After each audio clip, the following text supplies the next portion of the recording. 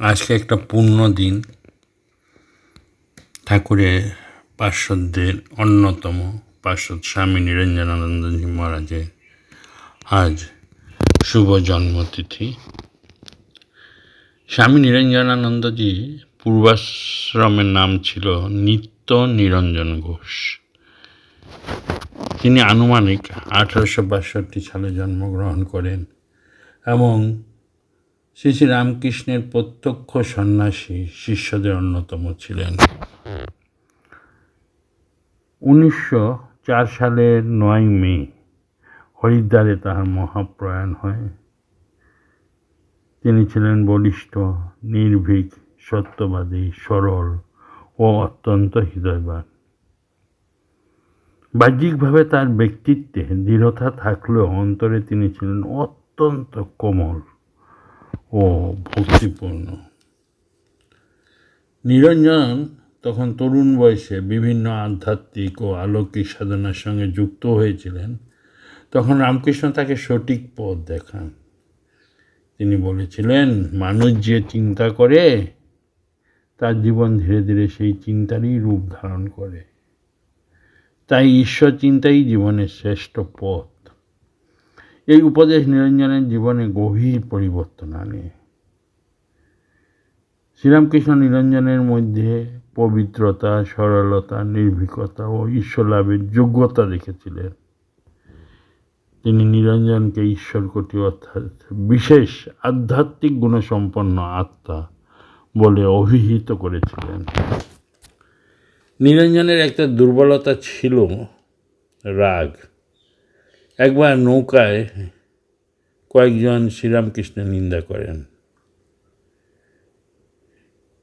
নিরঞ্জন অত্যন্ত রেগে যান।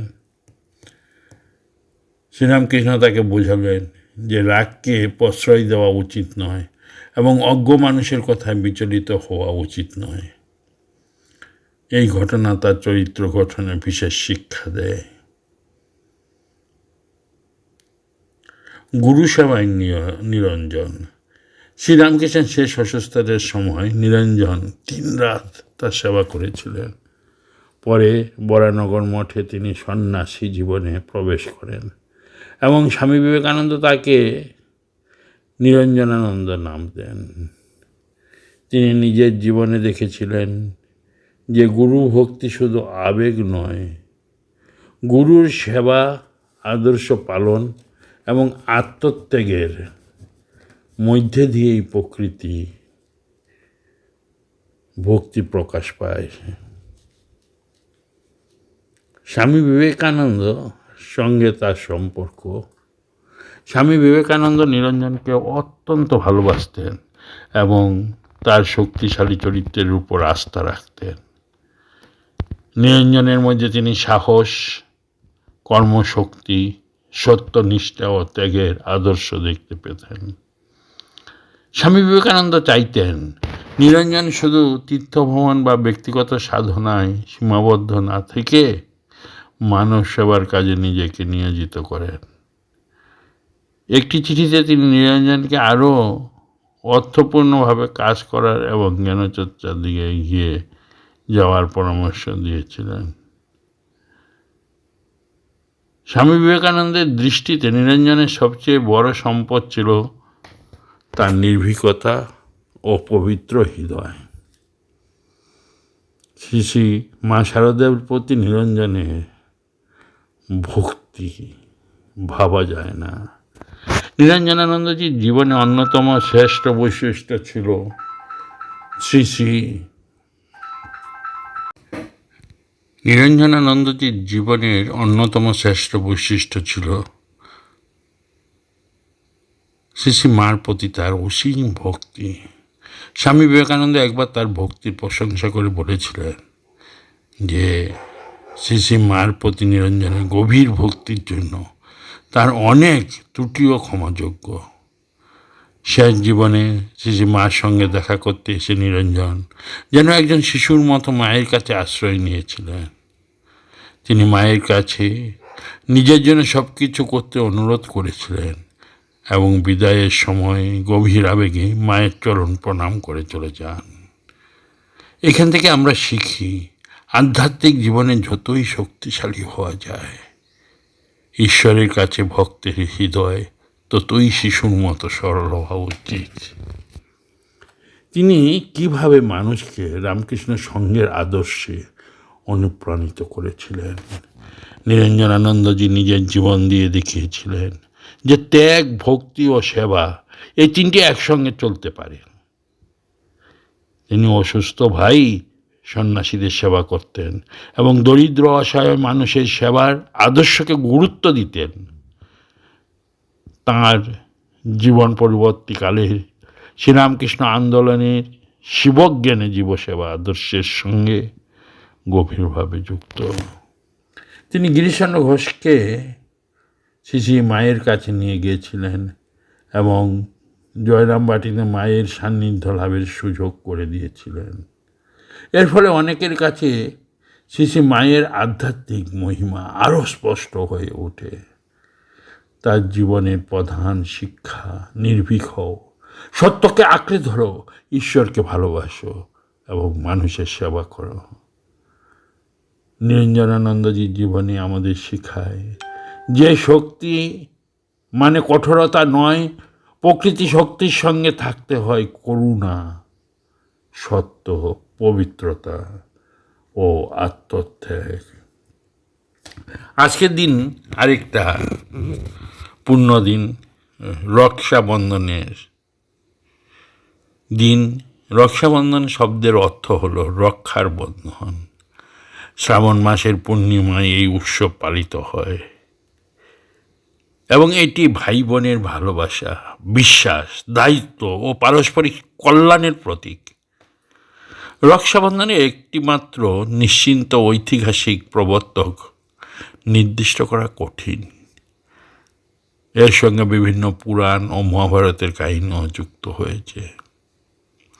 শ্রীকৃষ্ণ ও দ্রৌপদীর কাহিনী এবং লক্ষ্মী ও রাজা বলির কাহিনী রক্ষাসূত্রের সঙ্গে বিশেষভাবে পরিচিত।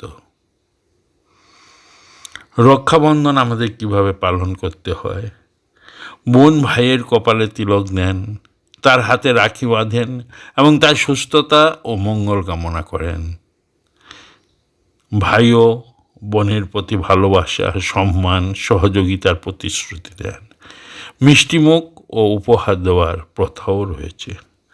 আধুনিক যুগে রক্ষাবন্ধনের অর্থ শুধু ভাই বোনকে রক্ষা করবে এতটুকু নয়। এর গভীর আদর্শ হলো আমরা পরস্পরের সুখ দুঃখে পাশে থাকব, এক অপরকে সম্মান করব এবং ভালোবাসার বন্ধনকে দৃঢ় করব। এই কারণে আজ রক্ষাবন্ধনের আদর্শ পরিবার ছাড়িয়ে সমাজে ঐক্য, সম্প্রীতি ও ভ্রাতৃত্বের বার্তা বহন করতে পারে।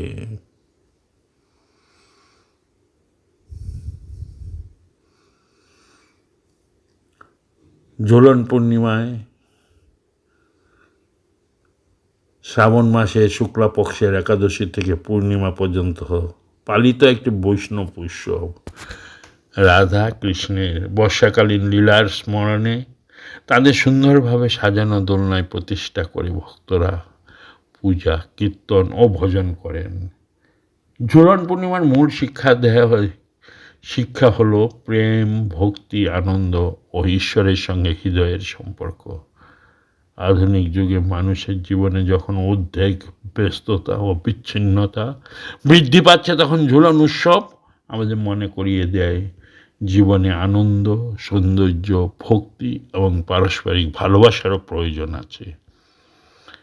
রাধাকৃষ্ণের ঝুলন তাই শুধু একটি ধর্মীয় অনুষ্ঠান নয়, এটি হৃদয়কে কোমল করা, পরিবার ও সমাজকে একত্র করা এবং ঈশ্বরপ্রেমী জীবনকে আনন্দময় করার একটা সুন্দর প্রতীক। অর্থাৎ সার কথা, তাই আজকের দিনটাও আমাদের কাছে